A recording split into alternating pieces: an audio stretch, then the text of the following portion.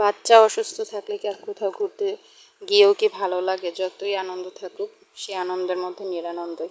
আসসালামু আলাইকুম, আমি সানজিদা। আশা করি সকলেই ভালো আছেন। অনেক দিন পর আজকে ফ্যামিলি ট্যুরে বের হয়েছি। আজকে আমাদের যাওয়ার উদ্দেশ্য ছিল মির্জাগঞ্জ মাজারে।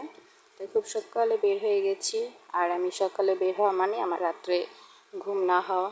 যাই হোক, অনেক সকালে বের হয়েছি। আমরা একটা অটো রিজার্ভ করেছিলাম, সেই অটোতে গিয়েছিলাম আমরা সবাই মিলে। আমার বাবুটা অনেক অসুস্থ ছিল, তাই যেতে যেতে কয়েকবার ঘুমিয়েছে, কোনো কিছু তো খায়নি। পরে মাজারে যাওয়ার পর আমরা এখানে একটু সিন্নি নিয়েছিলাম, কিন্তু আনফর্চুনেটলি খাওয়াইনি। বাসা থেকে খেয়ে বের হয়েছিলাম, তবুও রাস্তায় গাড়ি থামিয়ে থামিয়ে সেটা খাওয়াতেও চলেছে। তারপর সেখানে যাওয়ার পর আমাদের এক বিউটি কুইন আছে, আমার ননদিনী। সে তো সারাক্ষণ শুধু সেলফি, পিক, এটা সেটা আছে। আর আমার ছেলে আর আমার মেজো জায়ের ছেলে দুটো যে এত দুষ্টু, যা বলার বাহিরে। একটা মিনিট কোথাও শান্তি দেয় না, কিছু না। এর মধ্যে ওদের এই জ্বালা যন্ত্রণা, তার মধ্যে এত পরিমাণে রোদ, যা বলার বাহিরে। তার মধ্যে আমার মাথা ব্যথা, অপস, ঘোরাফেরার আনন্দই শেষ, মাথা হয়ে গিয়ে।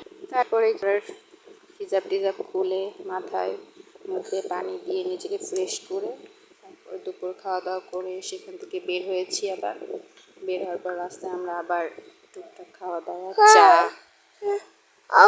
মুম্মু তো আছি, হ্যাঁ, আমাদের মুম্মু।